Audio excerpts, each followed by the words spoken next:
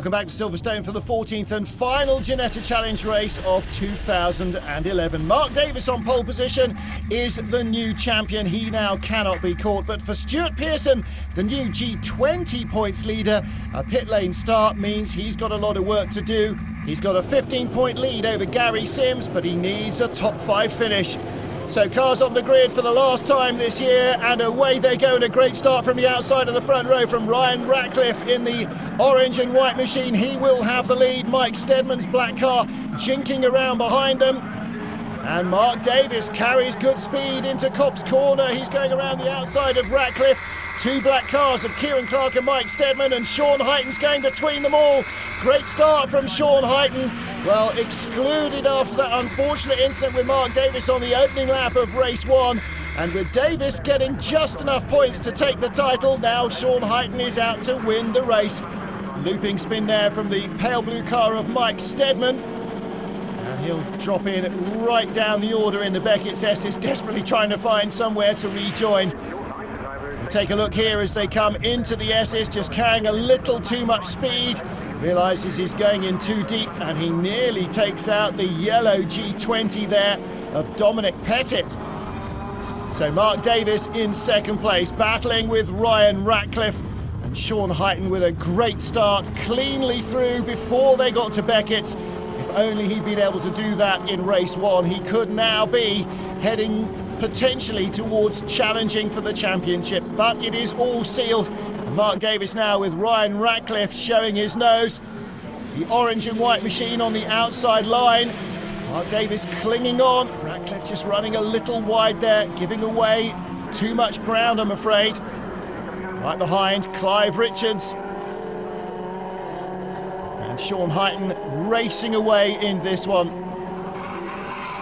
Recovering Mike Steadman, just making his way past Luke Davenport, the dark blue car. Oh, and off in the gravel, was that Thiago Calvet? Yes, it was indeed. What happens here? Oh, JJ O'Malley facing the wrong way, and Thiago with nose damage on his car. Should we put 2 and 2 together there? I think we probably can. Looks like the Brazilian is out of the final race of the season. JJ O'Malley rejoining. And Calvet is buried deep in there, isn't he? No point hitting it, trying to find a towing eye. Oh, and somebody's gone smoking off the circuit. Oh, that looks like our race 1 winner, Clive Richards, I think. Yes, it is. Look, here's the number 4 machine coming out onto the Wellington straight, accelerating hard. Puff of smoke. Oh, my goodness. Is that a 1980s Formula 1 turbo engine? It certainly went up like one, and he was in 4th place.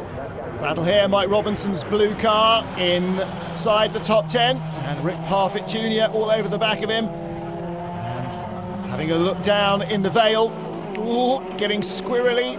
And here comes the other Collard's car. Oh, and that's Kevin Begley. What happens here? Oh, contact from behind. I'm afraid that looked like Luke Davenport stuck his nose in, and Begley had no idea he was there. White car of Rick Parfitt comes up to Stowe, battling with Mike Robinson right behind. And the other Collard's car with the pink highlights, that's Graham Johnson. Good dice going on here. They're inside the top half dozen as well. And Rick Parfitt really out of luck in the rain at Donington Park, going much better here. Still wearing a novice's cross on his car. And Mike Robinson dicing with Graham Johnson. Good battle between two men who are both run by the Collard's Motorsport team. That is a real nose-to-tail one. Battle for 3rd, 4th, 5th and 6th in the G20s. In 5th position there, car number 6. That is our championship leader, Stuart Pearson. He needs to be in the top 5 to guarantee that Gary Sims, even if he wins the class, won't take the title. This is the battle for that 5th place. Oh, and trying to pass Matt Flowers there. Stuart Pearson must finish. He's only 15 points in front of Gary Sims, who lies 2nd in the class at the moment. Black car is your race leader, Sean Hyten. 77, Mark Davis, the newly crowned champion, in 2nd as he slices by backmarker David Barker. Barker still with a novice's cross on his car. Had problems, started midfield, but now has been lapped by the leaders. Sean Hyten running away. Mark Davies doesn't need to pass him now, but I'm sure he would like to win the last race just as much as Sean Hyten does. Although with the title being snatched away from him in the steward's room, maybe Hyten's just that little bit hungrier. Well, here is our G20 race lead. Dominic Pettit in the yellow car, and inside him goes Gary Sims. Sims must realistically win this race to try and overhaul Stuart Pearson, who's 15 points in front of him from the start. And if Sims does win it, then Pearson must be in the top 5. Oh, this could be very close. This could be disaster for Pearson. They managed to keep it clean, though. Dominic Pettit with the inside line. He wants to win as well, trying to close on Matt Flowers for 3rd in the championship. He was 34 points behind coming in here, and the battle is very close. And for company, they've got the number 8 machine of Lee Mole as well. I'm not sure he'll want to get in between these two, and he doesn't need to, because bumping across the curbs, Gary Sims comes back on in front of Dominic Pettit, but he'll know he has to give that position back. Well, here's White, turns in on the outside line, gets on the dirt, and just goes straight across the Beckett's S's. It is quicker. It's not exactly legal, though.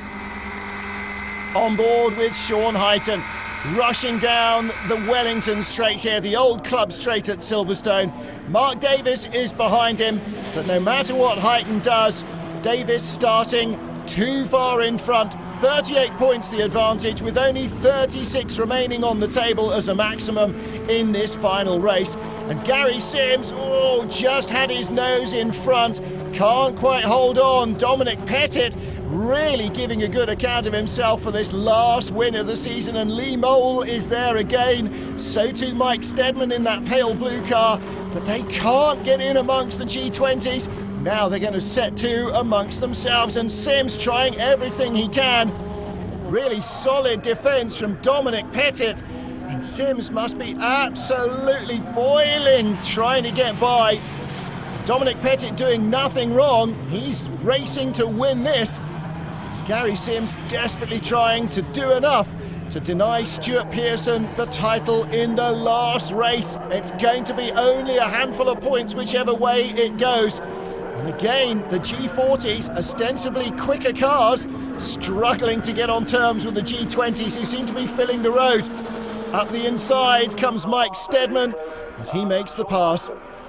Sean Hyten under pressure again from Mark Davies, and the new champion knows that he doesn't have to finish this to clinch the title. That's already been done, so it is now just about racing for victory. Nothing will be held back, I'm sure. Sean Hyten and Mark Davies running away from everybody else. Well, no surprise, based even on what you see at Silverstone, that they are the class of the field in the championship points. And for Sean Hyten, I'm sure he just got caught out as Mark Davies defended at the beginning of the first race.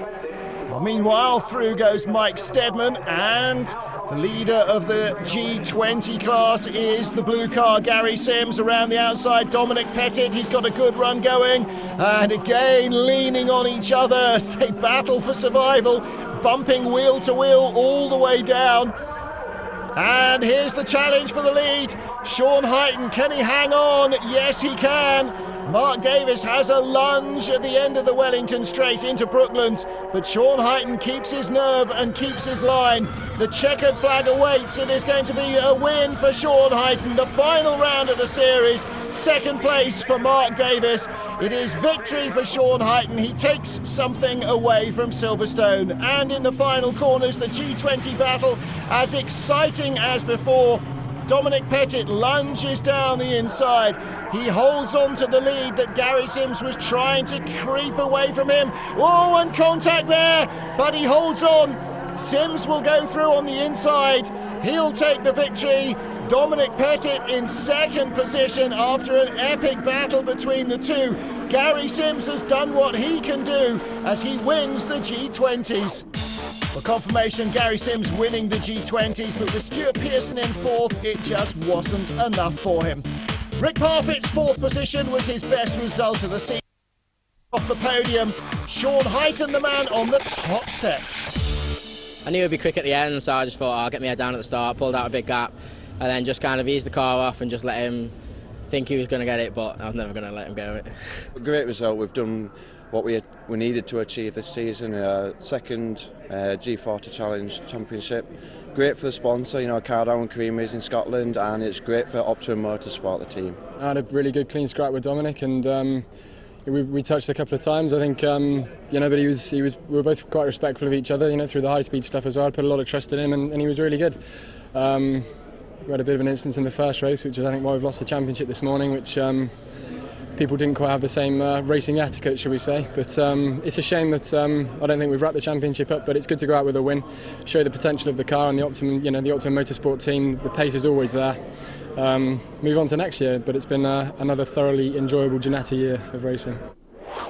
Confirmation then, Mark Davis is the 2011 Ginetta Challenge G40 champion, just ahead of runner-up Sean Hyton. Despite a last race engine blow-up, Clive Richards claims third, ahead of a tight battle, Ryan Ratcliffe fourth from Mike Robinson. And in the G20s, a last gasp victory for Gary Sims over Dominic Pettit in the final round wasn't enough.